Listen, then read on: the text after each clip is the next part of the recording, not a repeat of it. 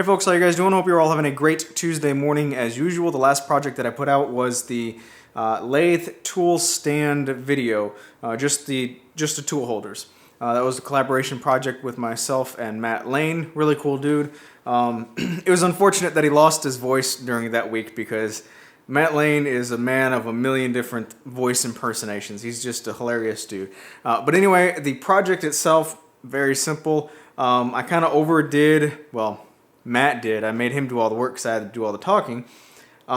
We kind of overdid the joinery for it. It's just 3 pieces of plywood, you know, no structural significance there, but we did box joints along its full length, you know, just to kind of add a little bit of interest for the project because, like I said, it was incredibly simple.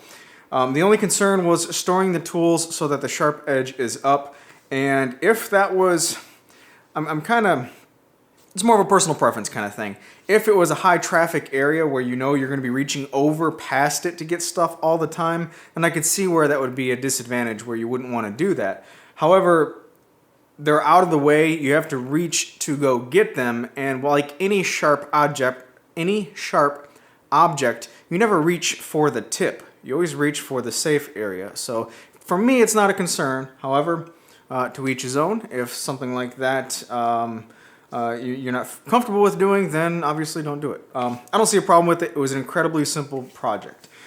Speaking of incredibly simple project, excuse me, I knocked out one of the benches for my dining table today, and I say bench one of the benches because I wasn't going to build both of them because I know what's going to happen. As soon as I get the first bench in there, my wife's going to say, you know what, let's not put another bench on the other side. Instead, why don't you make 2 chairs? Really hope she doesn't say that, but I'm guaranteeing you that's what's going to happen because every last bit of this project has changed and yada, yada, yada. So, the bench, it's a bench on a bench. It's just a simplified version of the dining table itself. Now, I did not go through the process of adding walnut accents or anything because I think it'll be able to stand alone without it. And I want all of the attention to go to the table and not the benches. So I could always add accents later. They're very easy to add. So this was just very, very simple. No breadboard ends, just 2 slats for the top. That was a panel glued together. And then I used floating tenons for the frame, knocked out the legs real quick. Literally that project, it's ready for surface prep. So I need to plane down the glue joint with a smoothing plane and probably scrape the legs. I already planed the apron rails with a smoothing plane before assembly. I just need to do the legs and the top. And it'll be ready for a finish. But to get to this stage, it only took 2.5 hours to do. It's crazy. I did not record it, by the way. It's crazy how much faster you can work when you're not worrying about moving the camera, setting up shots, thinking about how the shot will look, and all that fun jazz. So yeah, it was an absolute treat for me to be able to kind of work without limits here in the shop and not have to worry about the camera today.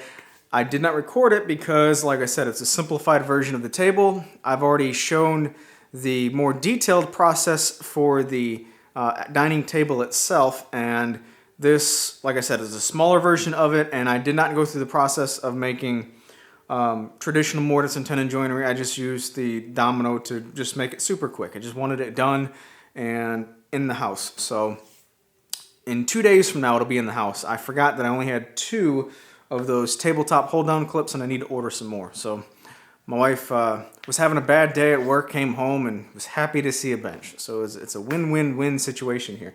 Speaking of my wife, one of the biggest advantages for me to have the job that I have making online content for my website is the fact that my schedule is flexible. That doesn't mean I can just screw off all day because the work still needs to be done, but my schedule is flexible, so I've made it a habit to eat lunch with my wife every single day. And I showed up there today to eat with her, and the first thing she mentioned was, "You're not wearing a black shirt. You're wearing a blue shirt today. That's odd." I thought that was kind of funny, which some of you guys may think the same thing. But anyway, let's see what else is on the list. Oh, the David Barron Dovetail guides. I haven't started a giveaway on it just yet. Probably going to do a giveaway on those, but I really like them, and they were specifically set up or recommended for use with Japanese pull saws. I personally have really started to dislike the pull saw in general, specifically because the handle is more of a dowel shape, and I find the repeatability of like a pistol grip Western saw more repeatable, more familiar. So I always reach for my Western saws whenever possible, and for that reason I quit using those dovetail guides. I haven't used them literally since the video on my hand tool tote, which I put up a hand tool wall, so the hand tool tote is just empty. But it was a fun little project to do, so no regrets there. Just went blank, scatterbrained here. Oh, the dovetail guides. I did learn, however, that they do work with a couple different dovetail saws, Western dovetail saws. So hold on one second.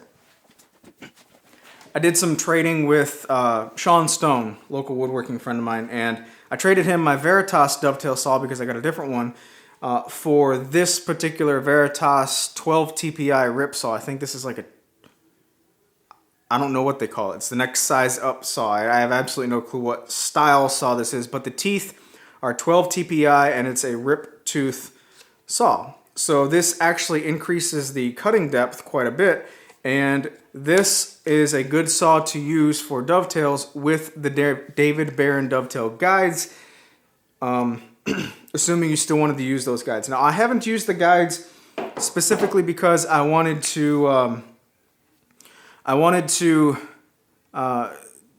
able to do them freehand. I wanted to be able to do them to build the skill set and all that. What am I trying to say?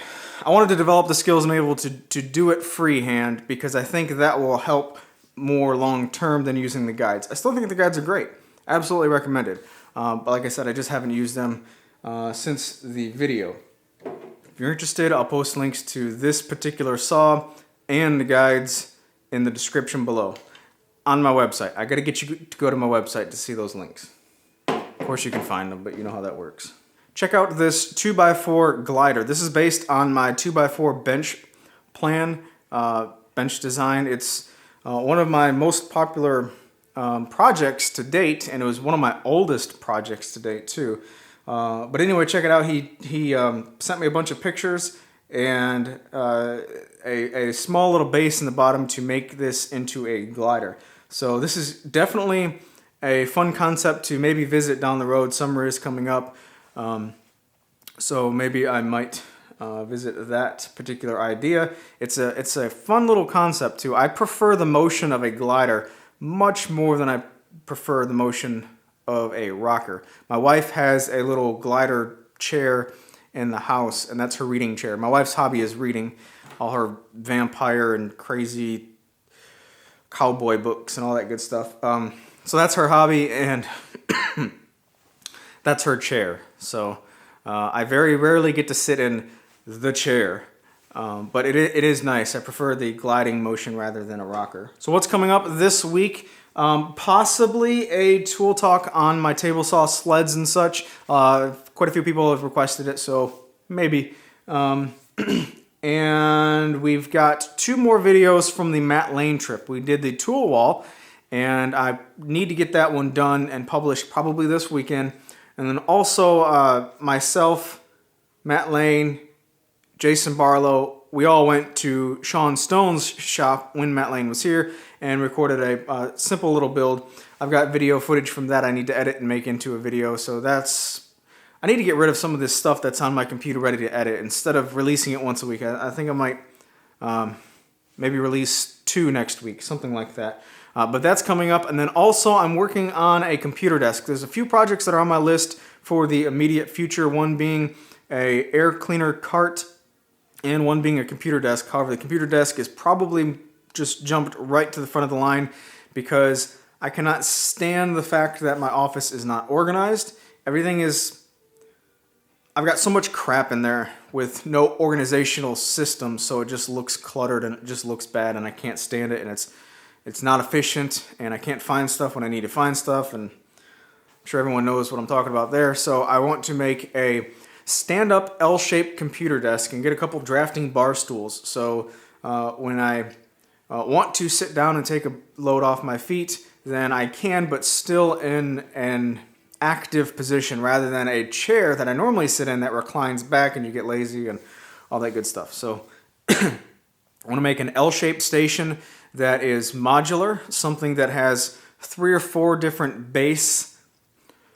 And my camera just stopped and said, "This recording has been stopped automatically," or whatever that stupid Canon message is. I've never gotten that up until like a week ago, and it's happened 3 or 4 times.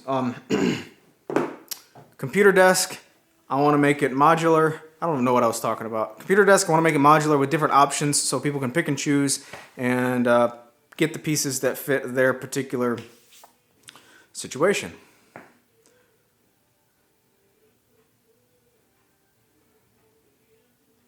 I don't have anything else to say. I'll talk to you guys later this week. See you guys later.